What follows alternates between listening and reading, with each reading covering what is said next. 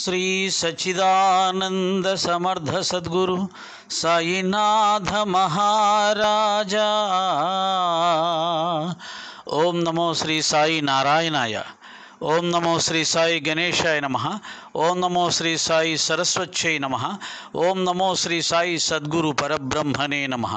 ఓం శ్రీ సాయిరామ్. సాయి బంధువులారా, ఆత్మస్వరూపులారా, ప్రేమ స్వరూపులారా, శ్రీ సాయి సచ్చరిత్రం హేమాడ్ పంతు విరచితం, మణియమ్మ తెలుగు అనువాదం, అధ్యాయం 20, ఓవి 130 నుంచి 135వ ఓవి వరకు పారాయణ మరియు విశ్లేషణ.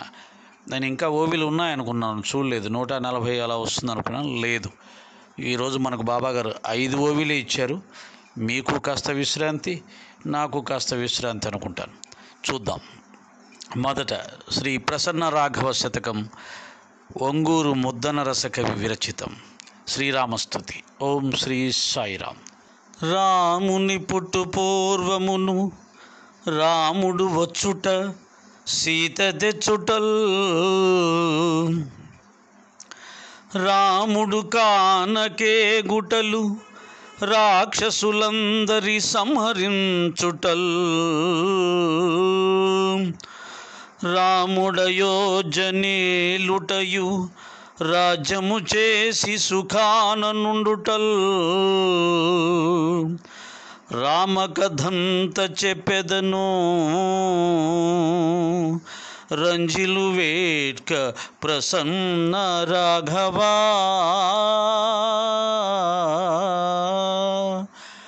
ఓం నమో శ్రీ సాయి రామచంద్ర పరబ్రహ్మణే నమః. ఓం శ్రీ సాయిరామ్. ఆత్మసాక్షాత్కారం పొందటానికి విధి విధానం ఏంటి అనేది, ఒక్కొక్క స్టెప్పు ఎలా చేసుకుంటూ పోవాలి అనేది, ఎలా అనుభవంలోకి వస్తుంది అనేది దీంట్లో ఒకటి ఉంటుంది. ఆత్మజ్ఞానం. ఆత్మజ్ఞానం మహాత్ముల ద్వారా, సద్గురువుల ద్వారా మనం పొంది, అంటే ఆత్మజ్ఞానం అంటే ఏంటి, ఆ స్థితిలో ఉన్న వాళ్ళ మానసిక స్థితి ఎలా ఉంటుంది అని తెలుసుకొని దాన్ని సాధన చేసి ఆత్మసాక్షాత్కారం పొందవచ్చు. ఇది ఫస్ట్ స్టెప్పు. ఆత్మజ్ఞానం అంటే ఏమిటి అని తెలుసుకోవడం. రెండో స్టెప్పు ఆత్మసాక్షాత్కారం పొందటం. ఆత్మజ్ఞానం తెలుసుకోవడానికే చాలా అర్హత ఉండాలి. అంటే పూర్తిగా వైరాగ్యం ఉండాలి. ఆత్మజ్ఞానం తెలుసుకోవాలంటే పూర్తిగా వైరాగ్యం ఉండాలి. అంటే ప్రపంచ విషయాలు నాకు ఏమీ అక్కర్లేదు, అది ఎంత గొప్పదైనా సరే అనే భావన ఉండాలి. అలాగే ఇంద్రియాలను పూర్తిగా జయించగలిగి ఉండాలి. ఇంద్రియ సుఖాలను పూర్తిగా వదిలివేసుకోగలగాలి. ఇవి ఆత్మజ్ఞానం తెలుసుకోవడానికి అర్హతలు. తెలుసుకోవడానికే ఈ అర్హతలు కావాలి. ఇవన్నీ వదిలేసుకోవడమే చాలా చాలా చాలా కష్టం ఎంతవారికైనా. కనుక ఆత్మజ్ఞానం పొందటానికి కావలసిన అర్హతలు సాధించటానికి ఎన్ని జన్మలు పడతాయో చెప్పలేం. సంకల్పం, చిత్తశుద్ధి ఉంటే ఈ జన్మలోనే సాధించవచ్చు, ఈ క్షణమే సాధించవచ్చు. ఈ క్షణం నువ్వు ప్రపంచాన్ని వదిలేస్తే ఈ క్షణమే నీకు ఆత్మజ్ఞానం పొందటానికి కావలసిన అర్హతలు వచ్చినట్టే. ఇక్కడ ఆత్మజ్ఞానం తెలుసుకుంటాం. అన్నీ నాకు ఈ ప్రపంచం అక్కర్లేదు, ఇంద్రియ సుఖాలు అక్కర్లేదు అని చెప్పి అన్నీ వదిలేసేసి ఆత్మజ్ఞానం తెలుసుకుంటాం. సద్గురువుల దగ్గర, శాస్త్రాల ద్వారా, సిద్ధపురుషుల దగ్గర. వాళ్ళ దగ్గరికి వెళ్ళాలంటేనే, వాళ్ళని కలవాలంటేనే మళ్ళీ మనకు ఎన్నో అర్హతలు ఉండాలి, ఎన్నో జన్మల పుణ్యఫలం ఉండాలి. సరే, ఇవన్నీ వదిలేసుకున్న వాడికి భగవంతుడు సహాయం చేస్తాడు. నిన్న చెప్పాడు, ఈశ్వరుడు యొక్క అనుగ్రహం ఉండి సద్గురువు యొక్క అనుగ్రహం ఉండాలి అన్నాడు. కాబట్టి ఇవన్నీ వదిలేసుకున్నవాడు చిత్తశుద్ధితో నేను దాన్ని పొందాలి అని లక్ష్యం పెట్టుకున్న వాడికి, ఒరే వీడు అన్నీ వదులుకున్నాడు, చాలా శ్రద్ధగా దాన్ని పొందాలని ప్రయత్నం చేస్తున్నాడు, చిత్తశుద్ధితో ప్రయత్నం చేస్తున్నాడు, త్రికరణ శుద్ధిగా ప్రయత్నం చేస్తున్నాడు, కాబట్టి వీడికి సాయం చేద్దామని ఒక గురువును తోడు చేస్తాడు, లేదా ఒక మంచి శాస్త్రాలు అందిస్తాడు. ఎవరి ద్వారానో ఒకరి ద్వారా శాస్త్రాల ద్వారా కొంత నేర్చుకుంటాడు. ఇక గురువులు వచ్చారా, లేదా సిద్ధపురుషులు మహాత్ములు ఎవరైనా తగిలారా, వారి ద్వారా బాగా ఇంకా ఎక్కువ తెలుసుకునే అవకాశం ఉంటుంది. అంటే సంశయాలు కూడా తొలగించుకునే అవకాశం ఉంటుంది గురువులు దొరికితే. గురువులు దొరకనంత వరకు, సత్పురుషులు దొరకనంత వరకు, సాధకులు దొరకనంత వరకు పుస్తక జ్ఞానం పైన మనకు అర్థమవుతుంది అంతే. సంశయాలు వచ్చినప్పుడు, అనుభవపూర్వకంగా వాటిని ఆచరించేటప్పుడు ఏమైనా డౌట్లు వచ్చినప్పుడు, ఆటంకాలు వచ్చినప్పుడు ఎలా తొలగించుకోవాలో తెలియదు. అవి ఆ దారిలో ప్రయాణం చేసి సిద్ధి పొందినటువంటి మహానుభావులు ఎవరైనా దొరికితే వారి ద్వారా తొలుగుతాయి. కాబట్టి ఆ విధంగా ఆత్మజ్ఞానాన్ని తెలుసుకుంటారు. ఆత్మజ్ఞానం తెలుసుకున్న తర్వాత దాన్ని ఆచరణలో పెడతారు. ఆత్మజ్ఞానం పొందిన వాళ్ళు ఎలా ఉండాలి, ఆత్మ లక్షణాలు ఏంటి, ఆత్మ లక్షణాలతో మనం జీవించాలి అనేది సాధనలో దాన్ని ఆచరిస్తూ ముందుకు వెళ్తారు. అందులో ఆచరించేటప్పుడు కూడా అనేకమైన ఆటంకాలు వస్తాయి. అది కూడా సుదీర్ఘమైన ప్రయాణం ఉండవచ్చు. ఖచ్చితంగా అది చాలా సుదీర్ఘంగా ఉంటుంది. ప్రపంచ విషయాలు వదులుకోవడం, ఇంద్రియ సుఖాలు వదులుకోవడం ఒక్క క్షణంలో చేయొచ్చు. ఎందుకంటే అది నీ సంకల్పం, నీ ఇష్టం. నాకు ఇవేమీ అక్కర్లేదు, నీ ఇష్టం అది. కానీ ఆత్మజ్ఞానాన్ని ఆచరించేటప్పుడు, ఆత్మలక్షణాలు ఆచరించేటప్పుడు సమాజంలో ఉంటావు, కుటుంబంలో ఉంటావు. అది పూర్తిగా ప్రపంచ వ్యవహారాలకు వ్యతిరేకంగా ఉంటుంది. కుటుంబంలో ఉన్న వ్యక్తుల మానసిక స్థితులకు వ్యతిరేకంగా ఉంటుంది, వారి కోరికలకు వ్యతిరేకంగా ఉంటుంది. పూర్తిగా ప్రపంచ వ్యక్తుల జీవన విధానానికి నీవు వ్యతిరేకంగా జీవించాల్సి వస్తుంది.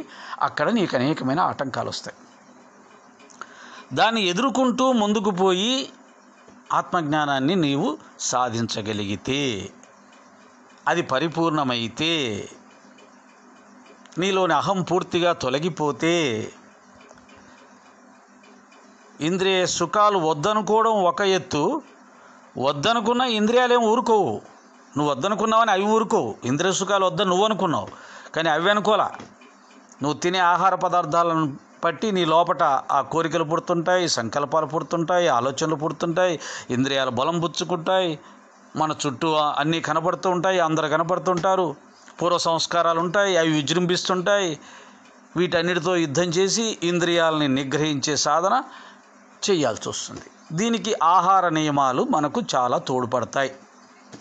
మళ్ళీ నువ్వు ఆహార నియమాలు పెట్టుకున్నావు అనుకో, శరీరం బలహీనపడుతుంది. శరీరం బలహీనపడుతుందనుకో, నీ ఉద్యోగ నిర్వహణ, నీ కుటుంబ బాధ్యతలు మోయడం కష్టం.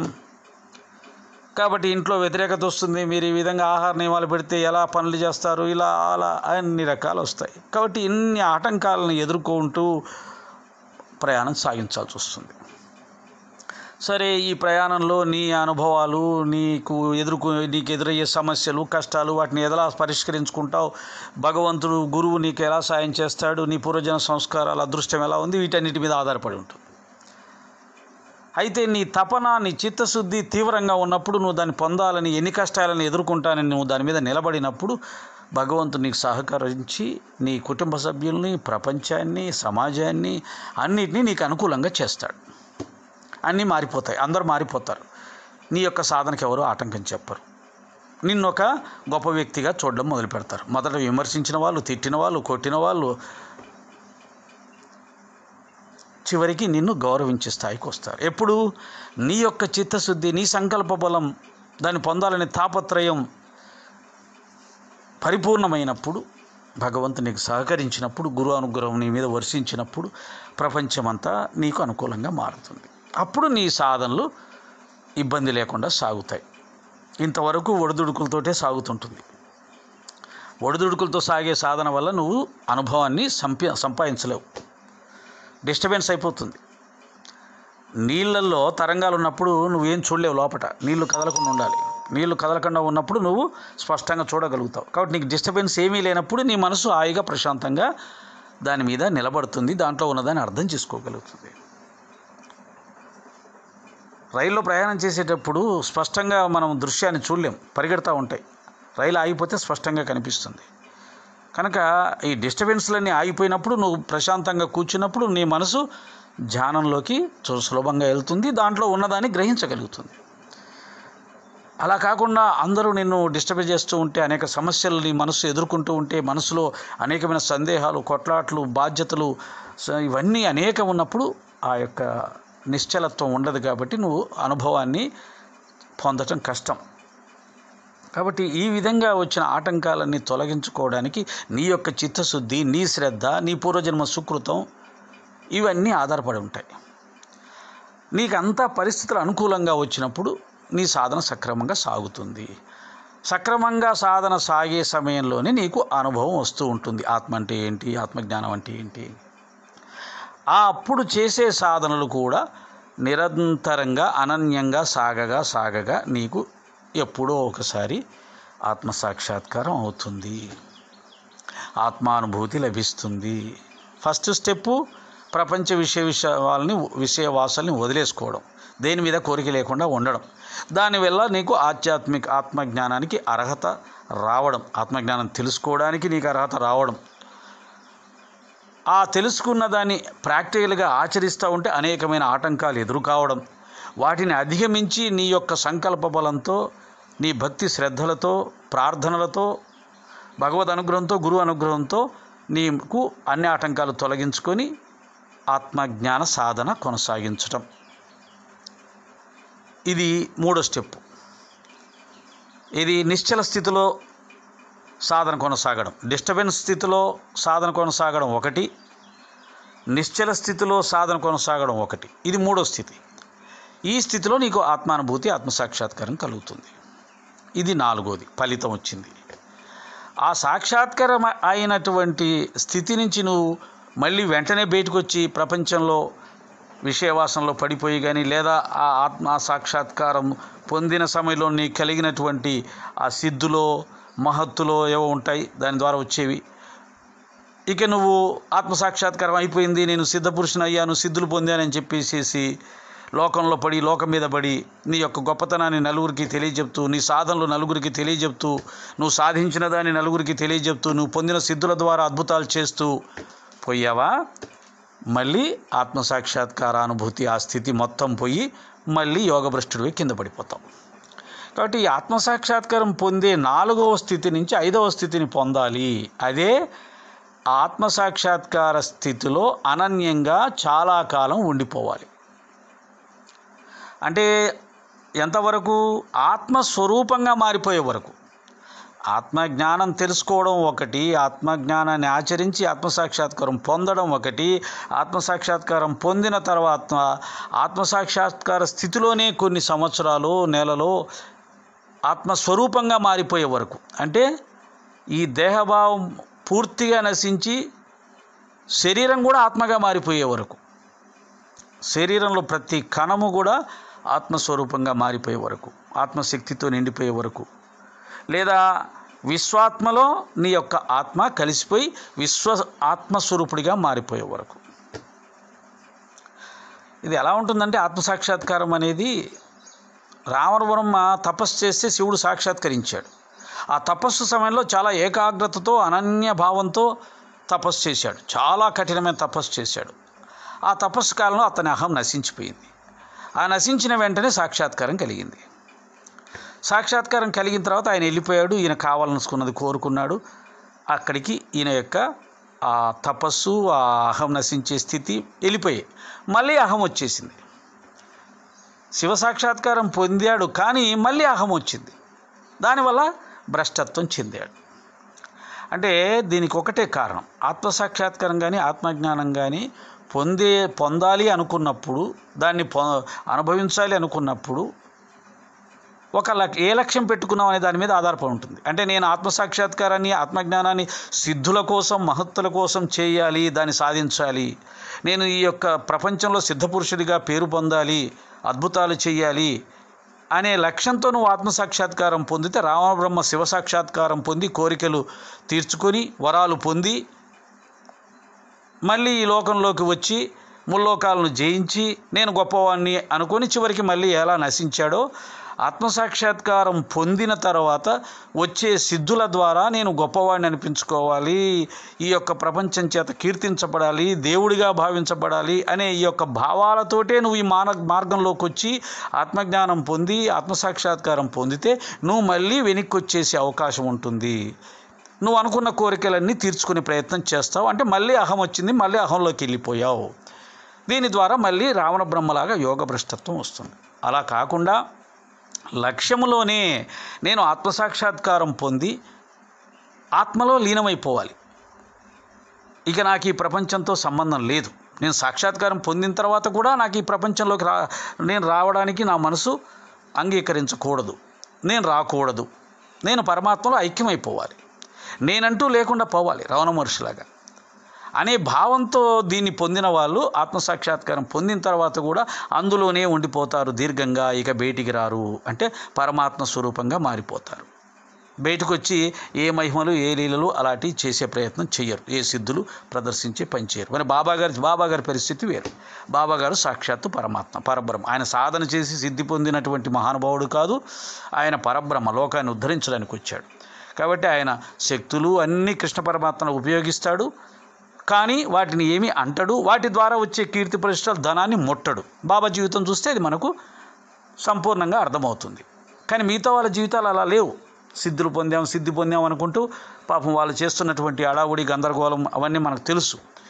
కాబట్టి సాయినాథుల వారికి అది వర్తించదు. సాయినాథులు సిద్ధులు ప్రదర్శించినా మహిమలు చూపించినా రమణ మహర్షిలాగే జీవించాడు. రమణ మహర్షి గోసి కట్టుకున్నాడు, ఈయన కఫని వేసుకున్నాడు. రమణ మహర్షి ఆశ్రమంలో వాళ్ళు పెట్టిన భోజనం తిన్నాడు, ఈయన ఇంకా 4 ఇళ్లలో బిచ్చం ఎత్తుకొని తిన్నాడు. చివరి వరకు అలాగే ఉన్నాడు. సాయంత్రం దాకా వసూలు చేసిన దక్షిణ అందరికీ పనిచేశాడు. కాబట్టి ఎక్కడా కూడా రమణ మహర్షికి బాబా గారికి తేడా లేదు.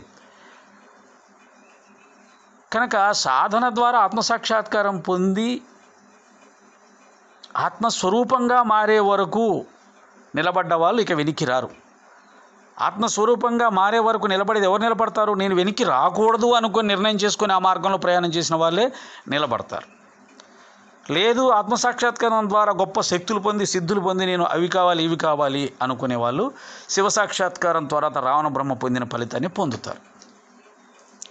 కనుక నిన్న ఆత్మసాక్షాత్కారం పొందటానికి, పొందిన తర్వాత దీర్ఘంగా ఆ స్థితిలో ఎలా ఉండాలి, ఆ శూన్య స్థితిలో ఎలా ఉండాలి, ఇవన్నీ చెప్పడం జరిగింది. ఈరోజు 130 నుంచి 135వ ఓవి వరకు 5 ఓవిలే కదా ఎలా అనుకున్నాం.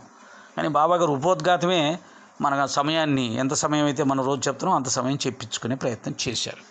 ఇప్పుడు 131 తర్వాతి అధ్యాయంలో వినాయక ఠాకూర్ మొదలగు వారి కథలను శ్రద్ధగా శ్రవణం చేస్తే శ్రోతలు పరమార్థ జ్ఞానానికి ఆకర్షితులవుతారు.